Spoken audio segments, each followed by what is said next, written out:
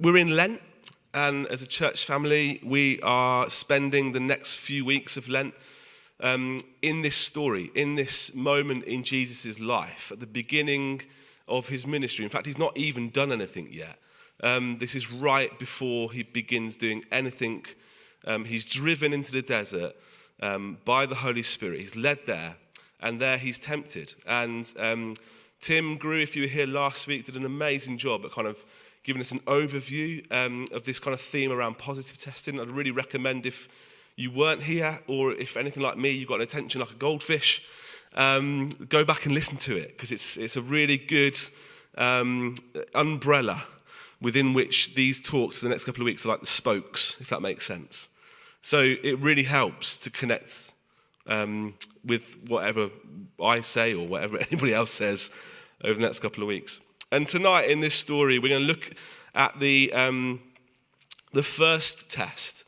So we're going to focus on the first 4 verses particularly. And I don't know about you, but when I did my GCSEs, I didn't do very well. When I was 15 years old, 16 years old, I think is that how old you are when you do the GCSEs? I'm looking at sixth formers around the room you've just finished them, well done.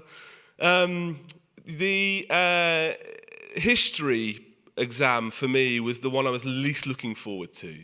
Because if I was honest, when I did my options in year 10, I didn't actually really like history. I didn't do history because I thought it was an interesting subject. It was just all my mates were doing it. And it was either geography, where none of my mates were, or history, where all of my mates were. So I chose history. What that meant was during the GCSE years, I didn't really focus, I didn't really listen. The teacher, if you ever find this, Mr. Durnell, I do apologise for being an absolute shoddy student during your teaching.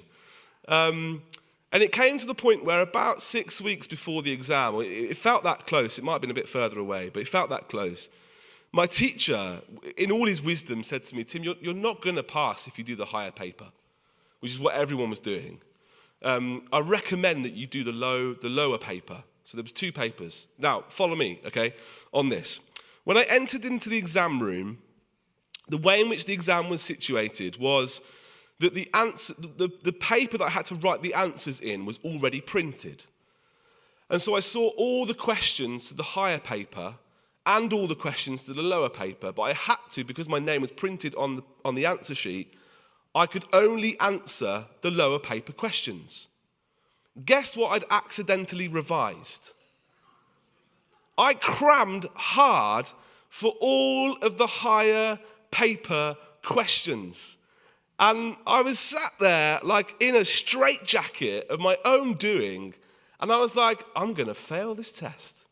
I'm not going to succeed. I'm going to get a U, and I'm going to really hope that I pass a couple more tests in order to get into college. And so I just sat there. The best I could do was to write some random dates that I thought were like fairly relevant about World War I, and write my name and hope to the Lord Jesus Christ, who loved me dearly, that I'd pass. And I didn't. I failed. I failed the test. And the reason why I failed the test was because I was ill-equipped. I didn't do the work that was needed. I didn't do the things that I was told to do. I thought I could do it all myself. I took it in on my own ability. I thought, I got this. GCSE bite-sized, thank you very much. I've got this, I'll nail this. I chose not to listen. I chose to do things my own way. And ultimately, I got myself in a real mess, and I failed the test. I wonder, those of us who are in the room tonight, what tests we're going. It might not be a GCSE exam, but there might be tests that are going on in this room, in your life.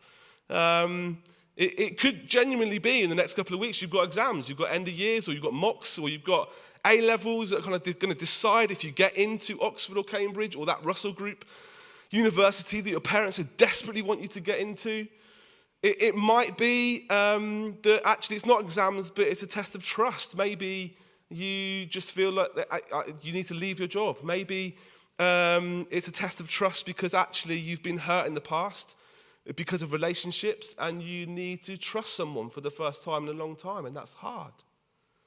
Maybe it's not a test of trust. Maybe it's a financial test. We're in a cost of living crisis still. That's still looming over us, and the bills don't add up. You know, we're on a standard tariff now, and I wasn't expecting that. And maybe there's a financial test that you're going through. Maybe the income doesn't match the outgoing. Maybe you're really looking forward to race week, actually, because it means that there's horse racing every day, and that addiction to betting that you wish no one would look at gives you an opportunity to chase the losses.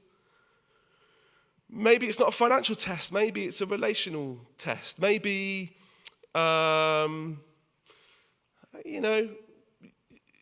you've got a girlfriend, you've got a boyfriend, they're attractive. It's physical stuff that you know you've been doing that you shouldn't be doing. It's a test. You know, you keep the door closed when you think it should really be open. Maybe it's not actually a relationship with a person, but it's a relationship with a digital device. Maybe it's late at night, you're there alone, and you think, actually, do you know what? I'll just go on Pornhub or whatever it's called, because actually I can delete my history and it'll be fine. And I'll just masturbate because that's okay and no one's looking. So maybe it's not a relationship with the person, but maybe it's a relationship with intimacy that's slightly a test right now. And you feel like you need to pass a test, but you feel like you're failing in whatever way it is. And so the question then, for whatever the test is, whatever it is that we're going through, whatever it is, whether it's a GCSE exam or the financial test or a relational test or a future test or a test that's now, the question that we have maybe is, how do we pass the test? How do we get through? How do we get a good grade? How do we pass the test? And so to help us, we're going to look at a past paper. That's what we're going to do. We're going to look at Luke chapter 4, verses 1 to 4, and we're going to just look at it and consider it as a past paper. And we're going to see how someone else passed the test, actually, and to see if there's anything we can learn to help us in our test, whatever it is. So the first thing I want to say is that in these verses, and let me just read them again, and we're going to take them, there's just three things that I want to pull out. So verse 1 to 4, Jesus, full of the Holy Spirit, left the Jordan, was led by the Spirit into the wilderness, where for 40 days he was tempted by the devil. And he ate nothing during those days, and at the end of them he was hungry. And the devil said to him, if you are the Son of God, tell this stone to become bread. And Jesus answered, it is written, man shall not live on bread alone. So there's this test that goes on. The devil tests Jesus and says, if you are the Son of God, turn these big rocks into bread rolls. If you are the Son of God, turn these stones, tell them to become bread. So it's a question, it's a task, it's a test that the devil asked Jesus to do. And what I want to do is just take three things out of the thing that the devil says to Jesus. And the first thing that I think the devil says by saying this, by challenging Jesus in this way, is, Jesus, will you be one who is self-served? Will you be one who is self-served? Now, self-service, right, it's not always bad, okay? It's not always bad. Because self-service can be called self-care, all right? Spa days. I love a spa day. Just watch a bit of Netflix. Look after yourself. Like at the end of a stressful day, there's nothing more that I like than to play a bit of FIFA, all right? Bit of a career mode or ultimate team. Parker Palmer once said that self-care is never a selfish act. And the reality is, if we don't practice self-care, if we don't practice this sense of self-service, it can lead to self-neglect, which can lead to burnout, and burnout's never good. But there is a bad side, there's a shadow side to self-service. Have you ever been to Tesco and gone to the self-service checkouts? They are annoying. Like the amount of times that I've not put something in my basket, but it tells me that I have, and I have to call the checkout lady over again, and I've been waiting there for ages. Then it's not good. Self-service isn't good. But also self-service, I know it's a silly thing to say, but self-service can lead us to being consumed by our own need. We're consumed by what we need in the moment. Notice Jesus was hungry. And the devil tempts him to say, turn these rocks into bread. He needs it. He's hungry. And sometimes the danger of self-service is that our relationship with God can begin to become this sense of, well, God exists just to make me happy. That the goal of life is just to live a good life and be a happy life. And actually God's role in that is to make me feel good. Because that's what I need. At home, we have a fridge. You'll be glad to know. And when Liz does the food shop, she always buys my favourite yogurts, okay? And my favourite yogurts are crunchy corners. Oh, I love a good crunchy corner. But not only just the crunchy corners, it's that particular packet, right? Now, what annoys me about Muller is that they don't do a 6-pack of the banana chocolate flakes. Right? Yeah, right? Because that's my favourite one in that packet, right? Now, I grew up in a home, I had 4 older sisters, and when we didn't have a lot of money when we were growing up, and when my mum and dad did a food shop, all the good chocolate was in the fridge for about 2 days. And it was like first come, first serve, right? So that kind of muscle memory is still in me. So Liz buys these, and the problem I've got is that I'm not the only one in the house that likes the banana chocolate flakes. Melissa also likes the banana chocolate flakes. But if I'm really honest, I can be consumed by my own need. And I will eat them all before Melissa. And she complained to me the other day and she said, I always get the vanilla pods always left to me. The vanilla chocolate balls are the ones that I always end up with. I'm not happy about it. And I say that just to say I can become consumed by my own need. And so the question here is, am I going to be self-serving? Am I, in a test that I'm currently facing, am I going to live to serve myself? Because here, Jesus, he could have been like, do you know what? I'm hungry.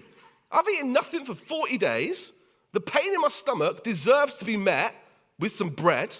And that's a pretty good idea, actually, Satan, to turn these rocks into bread. Because why wait for anybody else to cook up some bread? I'll cook it myself. And I'll probably do a better job anyway because my name is Jesus. But instead, Jesus says, it is written. It is written. And what he's doing there is he's quoting Old Testament scripture. He's quoting Deuteronomy 8 verses 3. And in that moment, he recognizes, no, actually, hang on a minute. This moment in my life, this test, it's not just about me. It's connected to a larger story. It's not just me in this world. There's something else going on. There's something greater than myself that I'm here to attend to. It is written. He ties himself to the story of Israel, to that whole thing. So the key point here is that the test that Jesus faces is to be consumed by himself, to be consumed by his own need. But his answer is that he's actually connected to something larger than himself and greater than his present moment. It's not about him. He's here to serve and save the lost. His name literally means Yahweh saves, God saves. He's not here for himself. He's here for others. So, will we be people who are self-serving? The second thing that Jesus says as a response to the devil's testing, to Satan's testing, is man shall not live on bread alone, right? So Jesus answers, it is written, man shall not. Now, in that, the devil's temptation, the first thing is, will you be self-serving? The second thing I want to suggest that the enemy's trying to do here is he's trying to ask this question, Jesus, will you be the one who is self-important? So will you be the one who is self-serving? Will you be the one who is self-important? Now, again, this sense of self-importancy, or is that even a word? Being self-important, or self-entitled as one might call it, right? It's not always a bad thing. Sometimes it can be good, okay? Because rights are good. We're entitled to the right of education. We're entitled to equal pay. We're entitled to certain things, and that's good. And actually, entitlement can lead to creativity, people pushing boundaries. The Journal of Experimental Social Psychology, which is a mouthful in itself, says this. I haven't got the quote on the screen, so just listen. It says, when people feel more entitled, they will think and act differently than others. And the more they do so, the more willing and capable they are to generate creative solutions. If it wasn't for entitlement, you wouldn't have Netflix. Just think about it. Does anyone remember Blockbuster? Right? You had to literally go out on a Friday night in the middle of the pouring rain and view all the films and hope not only that your film was there, but it was ready to be rented because someone else hadn't got it because they only had 3 copies. It was annoying, right? Now you've got Netflix. Someone thought, no, actually, those rules are not for me. And so the first change that Netflix did was they changed it into a DVD postal service. So you'd fill out all your genre likes, and Adam's like, yeah, I remember that, right? And it would come through the post, and then you'd send it back. Hopefully it wasn't scratched, and you wouldn't get a charge. And then they finally scrapped DVDs and started streaming things. So entitlement's good. Sometimes it can lead to creativity and push boundaries where they need to be pushed, right? But there's a shadow side also. Because when we get entitled, when we have this sort of inflated ego, this kind of self-importance, we can get defensive when others ask us questions. We can become that person who always knows. They're like the fount of all knowledge. You're like a walking Wikipedia. Or you end up micromanaging people at work, or you get involved in everybody's problems because you think that you have all the answers. This sense of self-importance is actually not such a great thing. I've had many jobs in my life, and one of them was working at West Midlands Safari Park. It's not as glamorous as it sounds. In the summer, I basically parked cars. And there was a system. We had a system, guys. Don't break the system. And we had a way in which we parked all of these vehicles on the fields. And we were parking this one zone, and so the flow of traffic was coming up to us. And I saw it from the bottom of the hill, this big Range Rover, blacked out windows. And I thought, oh, here comes a test, right? Here comes someone who feels like they're a bit self-important, self-entitled. They're not going to follow the flow of the traffic. They've got a 4x4. They'll drive where they want. They'll park where they want. And that happened. They drove up the hill, and they completely ignored my high-vis jacket and my lovely waving and just parked. And I marched over, and I went, who on earth do you think you are? And wind down the window. Do you know who it was? Some of you may know this. Elliot Bonds, if you don't know who this is, you're not a proper footballer, my friend. Because this is who it was. It was Gareth Barry. There he is, Premier League legend, played for Man City, West Brom, Aston Villa. He's not a very good footballer. He looked at me square in the eye and was like, he didn't say, don't you know who I am? But you could see it on his face. And I couldn't be bothered with the conflict. And I just thought, yeah, do you know what? You park where you want, mate. You do what you want. And so sometimes we can bump into that sense of self-importance. And it's in us. It's in all of us. It's in me at times. And so are we going to be people who are self-important? Because here Jesus was asked that question in that test, I think. And Jesus could have been like, actually, yeah, do you know what? I'm fully human and fully God. I've just dominated a 40-day fast, and I do deserve some bread. And not just any bread. I'm going to get me one of them sourdoughs from Boulangerie. Yeah, preach. It's good bread. But instead, Jesus says, man shall not. Not God shall not. Man shall not. Philippians says he did not consider equality with God something to be used to his own advantage. In the moment, he's tested. Will you be self-important? Will you be self-entitled? But by not turning big rocks into bread rolls, Jesus doesn't make a name for himself, but instead he stays true to his name. Jesus saves. So, will you be self-served? Will you be self-important? And the third and final thing in the temptation here, in the test that Jesus experiences, this first one, is this question: will you be self-nourished? Will you be self-served? Will you be self-important? Will you be one who is self-nourished? And again, self-nourishment, it's not such a bad thing. It's got its good sides, right? Self-sustainability, the sense of planting something and it would self-nourish itself, right? Has anyone else seen Clarkson's Farm Season 2? Yeah? You know what I'm talking about in terms of the chicken feed, and there's a sense of self-sustainability in that, right? The eco kind of renewable energy, it's good. You know, I'm a parent now. I'm a dad of my daughter, Poppy, who's amazing. And one of my favorite things to do is cheer her on when she becomes independent. When she doesn't need to do something, I don't need to do something for her. Where she walked for herself for the first time a couple of weeks ago. And it was amazing. I'm like, yes, go on, girl.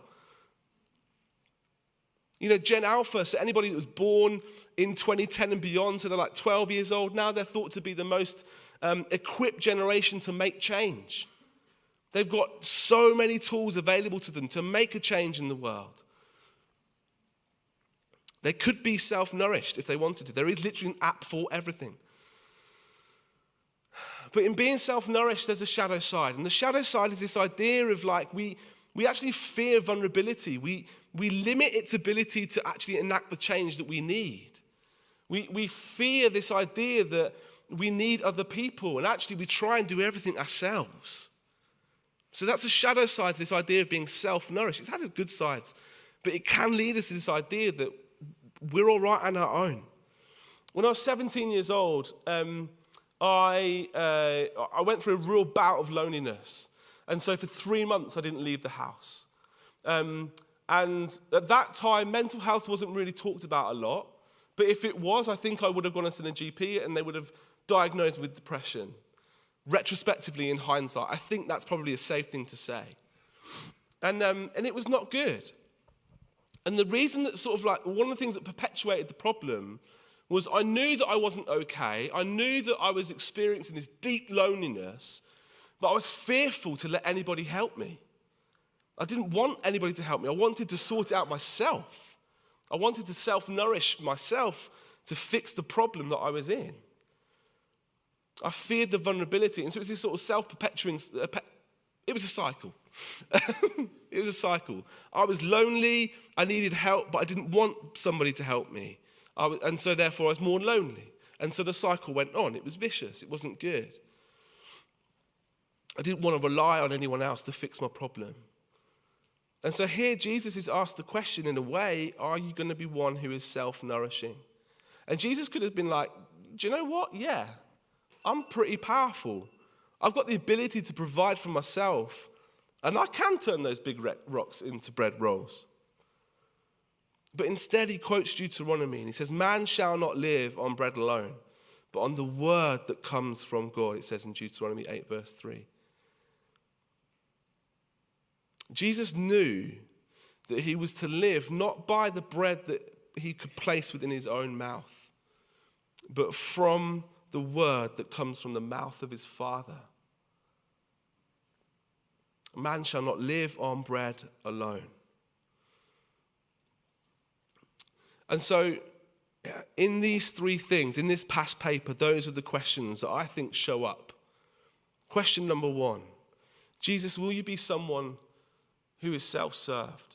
Question number 2, will you be one who is self-important? Question number 3, will you be one who is self-nourished? And how does that help us? How, when the rubber hits the road, in the tests that we're all going through, how does that help us? Well, as I come into land, I was praying just this afternoon, just like, God, what on earth is it in all of this? Like, boil it down. What's the simple thing? What's the one thing? And I just sensed him say to me, Tim, just stress the importance of having my word impressed upon our hearts. Just stress the importance of having my word impressed upon your heart. My word impressed upon your heart. His word impressed upon my heart. His word impressed upon your heart. That was it. That was the thing. Jesus, in response to the temptation, he quotes from Deuteronomy verse 8. Chapter 8, verse 3. And he says this in there, Deuteronomy 8 verse 3. It says, he humbled you, causing you to hunger, and then feeding you with manna, which neither you nor your ancestors has known, to teach you, here it is, that man does not live on bread alone, but on every word that comes from the mouth of the Lord. On every word that comes from the mouth of the Lord. In another gospel, in the Gospel of John, at the beginning of John chapter 1, it says this, in the beginning was the Word, and the Word was with God, and the Word was God. He was with God in the beginning, and through him all things were made, and without him nothing was made that has been made. In him was life, and that life was the light of all mankind. And the light shines in the darkness, and the darkness have not overcome it. In the beginning was the Word, and the Word was with God. And then later on in verse 14, the gospel writer of John says that the Word became flesh and made his dwelling among us. Impress the importance of my word, Tim, on your heart. And then in Revelation 19, verse 13, it says this, he has a name written on him that no one knows but he himself. He is dressed in a robe, dipped in blood, and his name is the Word of God. Stress the importance of impressing my word upon your hearts. Man does not live on bread alone, but on every word that comes from God. And the word here is, and I know I'm mixing metaphors here a little bit, but what I think I'm trying to stress is that the word is Jesus, right? It's a very simple thing, but the word is Jesus. The way we pass the test is by depending on Jesus, who not only speaks the very words of God, but who is the Word. He already knows the answers because he is the answer. He already knows the way because he is the way, and he already passed the test so that we can too. He is the way. And so I guess the invitation and challenge tonight is that the importance of all this, how do we pass the test? How do we get through whatever it is that we're going through? And by looking at this past paper, my answer is simple, really, and yet so hard, is to depend on Jesus. He is the Word. He is the answer. He is the way. And I don't know what that looks like for you to depend on Jesus, to come to Jesus with your test. But can I just merely suggest, and this is a challenge to me as well, I'll hold my hand up and say, if that looks like coming here on a Sunday and singing some songs and half listening to a sermon as best you can, it's not going to be enough to sustain you for the battle. It's not going to be enough. It's not enough for me to sustain me in the tests. It's not enough. And so we need to come to him daily in some way, shape or form. And so the questions that I think come out of this past paper, I think, we can ask ourselves in a way I want to suggest, will we be the one who is self-served? Or will we come to Jesus and be connected to something bigger than ourselves that isn't about us? Will we be one who is self-important, or will we come to Jesus and give ourselves to make him famous? Will we be ones who are self-nourished, or will we come to Jesus who has actually attained everything that we need for us? So the question for us then that lingers is, will we copy his work? Will we trust his answers? Will we come to Jesus?